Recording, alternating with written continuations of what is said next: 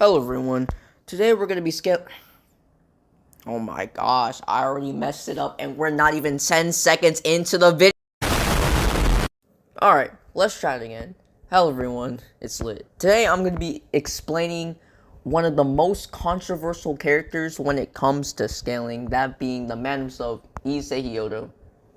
Precisely, I'm just going to be going into depth on the scaling because I seem to see a lot of misconceptions about the scaling, and I think it would be better for me myself, to come and explain it so that I hope I can help you give you guys a better understanding of the scaling, right? Now, I'm going to be using two of the most popular tiering systems, that being Character Stats and Profile Wiki and VSPW. I hope this goes well. I hope I can just clear up all these confusions I've been seeing, because I've encountered a lot of people on this app, YouTube, Discord, and TikTok, and it's just really bad. All right, so let's just get into the video, and I'm gonna get a lot of hate for this, but let's just get into it. No matter the occasion, you always choose the path to ruin. So for the first skill I'm going to be presenting, it's a scale that I put on my Issei character stats and profile wiki page, which was never really like contended as much, but I'll just explain it, of course, right? I call this the yin yang scale. This is a scale predicated from a character Cao Cao, and for the context, he's the descendant from the famous Cao Cao from the Three Kingdoms. He's also the leader of the hero faction and has teamed up with the Chaos Brigade. That's how he's introduced in the story, but later on, of course, that changes, but that's enough of that. Basically, this character Cao Cao recreated an exact copy of Hyoudou. He basically made a replica, right? He recreated and made a replica, an exact copy of it, meaning that all the components within Hyoudou would be the same, because then if it wasn't, it would be losing the meaning of what it's supposed to be as exact, right? Which includes the basis for, or I should say the foundation for how it's created, right? Which includes the principle of yin and yang. What the principle of yin and yang is, it's basically that all things exist as inseparable and contradictory opposites, essentially being all duality. Basically two contrasting or opposing things, I should say. Two opposing things, right? Basically, now with this, Issei has two ways to scale above this. One, simply having the Longinus, which is what he's reincarnated, I guess you say, with, right? Which can break the principles of this world, right? And within the world, in the context DxD, is Hyoudou, which has this principle of yin and yang, which is all duality. So that's one way he can just scale above it, right? He can break it into pieces if you want to go about the denotation of what break is. The second way is the simplest way. It's simply scaling him above Cao Cao, right? Doing a simple scaling chain, right? Cao Cao, this is on par, like he's equal to the principle of yin and yang, right? Which is due to him recreating this construct which has it. If you want to go by either tiering systems, creating something usually scales you to it. So Issei simply scales above Cao Cao, as he is stated to be stronger than him. He just couldn't hit him at that time. Then later on he beats Cao Cao, scaling him above it, right? So going by CSAP standards, he would have type 2 transduality, which qualifies for outer on standards, right?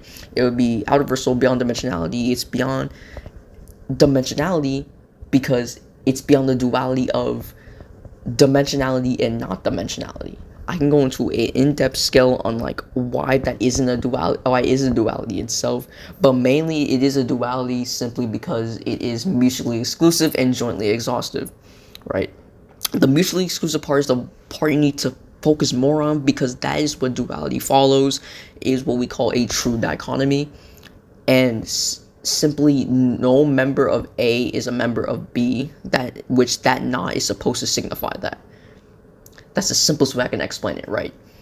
So basically, he is outer versal by CSAP standards, but VSPW gets kind of tricky because within VSPW, they don't think being beyond dimensionality would like really get anywhere out of context, right?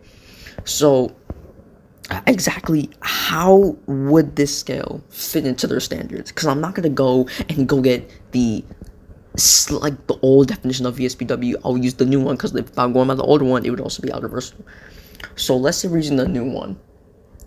Basically, with the same logic that I applied earlier, where this character can transcend all duality, right?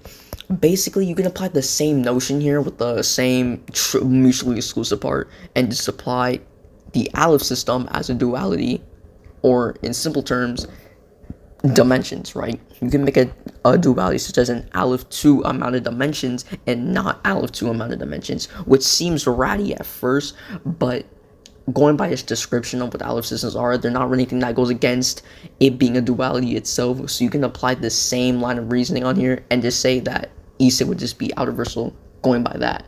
We're lowering it down basically, which is crazy. Alright, so that's the first part. That's the first scaling. We have Issei at outer versatile and outer versatile plus so far, and now we're going to get into the most controversial part of the scaling: high outer versatile Issei. Now this is where it gets wild.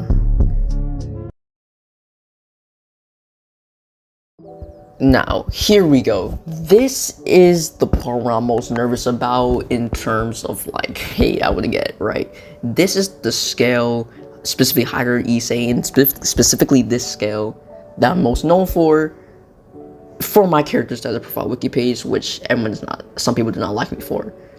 This scaling in particular is predicated from the character Sun Wukong from Journey to the West. Now you might be asking me, Lit, what do you mean Sun Wukong from Journey to the West? How does he tie into here? Well, to be exact, that as you know, DxD uses mythological characters from mythology, of course, and one of those characters is Sun Wukong from Journey to the West.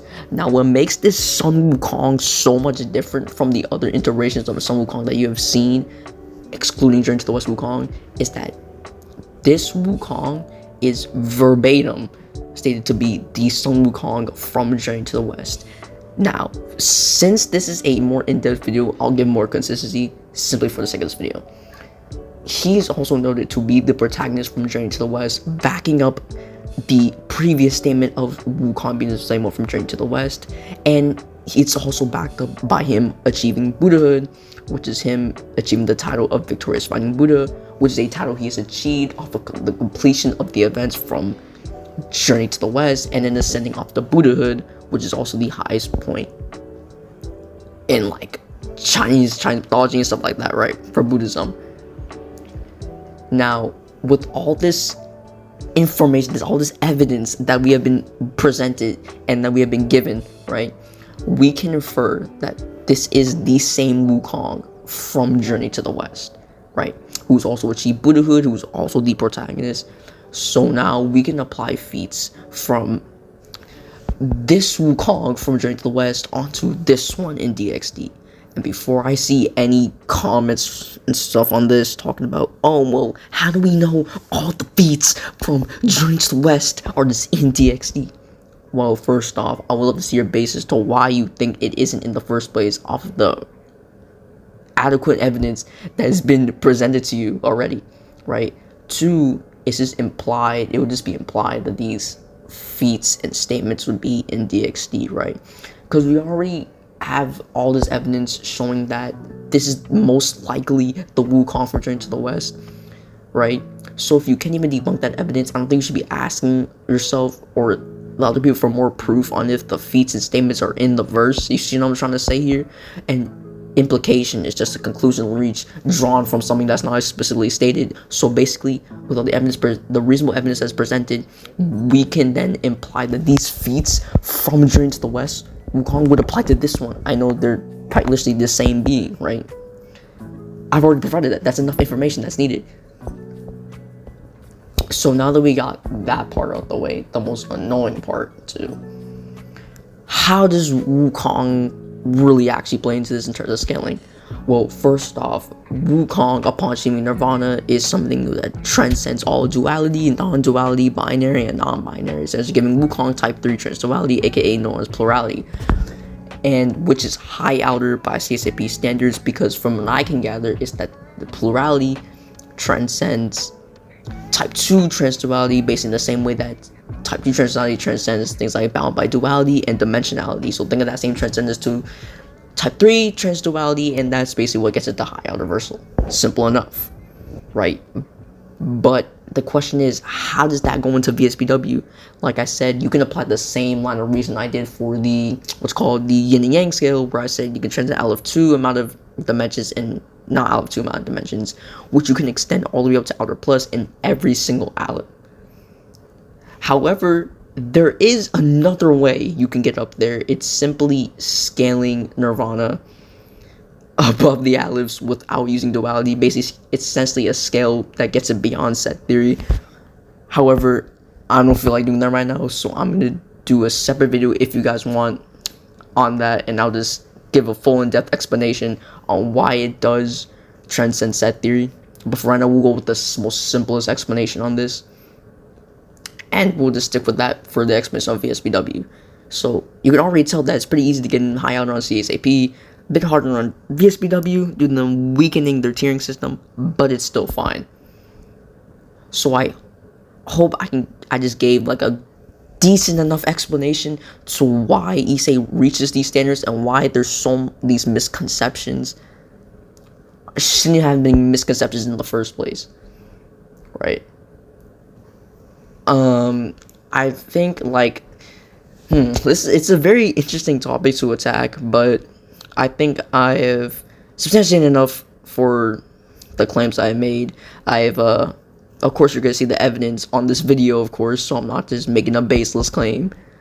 But if you guys have any disagreement with my scaling, by the way, I have a neutral Discord server that I'll post in the comments and description, so you can't miss it at all.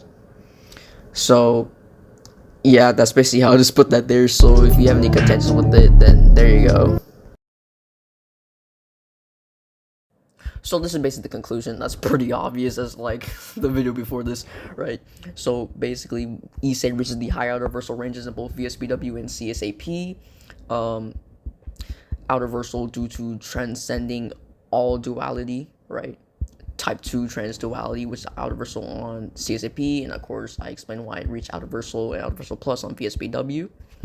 And high outer versal ranges due to Sun Wukong from Journey to the West, who has type 3 transduality, which I also explained how that would be high outer versal on CSAP, and why it would be high outer versal on VSBW. Wow, I don't know why I said it wrong like that. But like I said, if you guys have any contentions with what I said or have any disagreement, the disc will be in the description below and in the comment section, so you obviously clearly cannot like not see it. That's gonna be really embarrassing if you do. But that's all I can really say, because like I don't want people like annoying me in the YouTube comment section and like this conversation just goes nowhere, right? So I hope you guys enjoyed that video. This is a very controversial topic, but I think I explained it well enough. But if I want a more in-depth explanation, again, we can definitely talk this up on Discord, right? So I'll just see you guys in the next video, I guess.